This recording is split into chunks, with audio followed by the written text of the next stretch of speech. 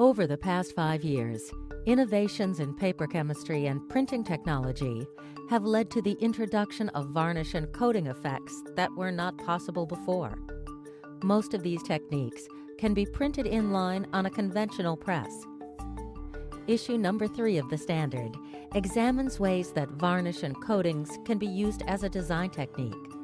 Filled with practical and informative tips, print demonstrations, and a glossary of important terms, the standard serves as a bridge between the technical and the creative. Kit Heinrichs, designer of the standard number 3.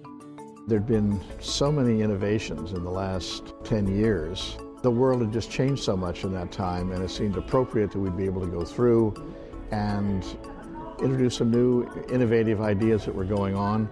And at the same time, we also wanted to be sure that we paid attention to the craft of printing in general, and the printer who's actually doing all of the on-the-ground innovative work.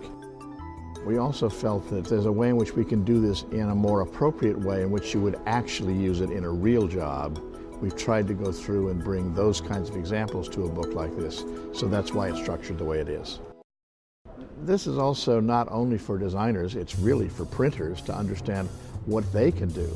And in doing the research on this, we wanted to be sure that we chose the kinds of examples that made sense for most printers to be able to replicate. So even with new techniques that are out there, we really try to do our best to pick something that can be used anywhere in the country without having to have the most advanced bells and whistles press out there and prep department. It's something that really is practical and very effective. Whether you're just starting or you've been around your old dog like I am, you, at some point, understanding that it really is about communications, choosing the right image and then saying, how can I best enhance that image to make the impact stronger? If you've got these techniques you want to utilize, what kind of thing would you use them on? And you try and go through and pick appropriate things that make sense for them to be there without just being kind of obvious solutions. It's a real collection of stuff. So we go from tarantulas, in one side of that, to just a crocodile in there as well, and it's just terrific. You deal with skin tones, you're dealing with some very innovative kind of artistic photographs that have been taken. So we've had a good time with natural elements as well as other things. There's a gold shoe in there that is just kind of a stunning image, and you put this really quite refined gold varnish over it, and all of a sudden it kind of comes alive. Understanding that all ink is basically varnish with pigment added into it, and a tinted varnish is just a little bit of pigment and a lot of varnish. One part of this book has a gatefold that has 8 different colored tints in it and how they look overlapping each other. It's just shapes of perfume bottles, and so it had that kind of very high-end, very elegant look to it.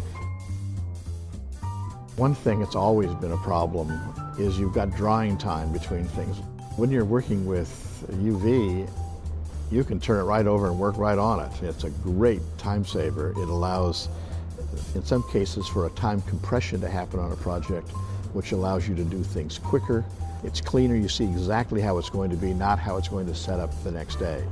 At the same time, varnishes have their own technique as well, and that kind of curing of the paper and the image along the way is just another look. Strike-through was something that was just a complete new thing for me, and I know it's been around for a while and I just hadn't taken advantage of it. And boy, I tell you, it's a very effective thing. I was thrilled about that, and that's why I come to press. I go to every press check because I think if I can't make it better than the proof, I ought to pack it in. And also I get that opportunity to see something that happens on press that may be an accident, and you go, oh, that's good, let's use that. So if you've got multiple techniques going onto a single sheet of paper with multiple images, you have to run that sheet through the press so many times to be able to get each one of those techniques. But the nice thing about working with Sappi is that they actually produce the best sheet of paper out there, and so it makes it a whole lot easier to be able to work all these coatings and experiment with things because we know the paper can take it. Well, an interesting thing on this job, because it's all about the finishing at the end, This printer has taken pieces of the entire job, put it up on a sheet, ran that, and then went through and gave us samples of how different techniques would look on that particular image. And if you're going to be involved in a lot of finishing techniques which are very difficult to proof, it's worth finding the money to go ahead and have it done or portions of it done. I'm used to being able to look at things in a printed form, understanding what you can actually achieve with ink on paper. So many young designers find themselves with everything is created on the monitor, and they either see it on the screen or they have their laser proof, and that's their reality at that moment. And when they really get to the point of saying, can it be better than this? How can we improve that? That's the special part of print generally. Technology has allowed that first sheet to come up to be very close to where you want to be. So at that point I'm saying, how can I get more weight on that sheet, which usually means increasing contrast. I put more weight into the shadows, so the quarter tones and half tones stay kind of where they are, but you really increase that contrast. And you'll see me on press going, more ink, give me more ink. And I go as far as it can until they can't print it.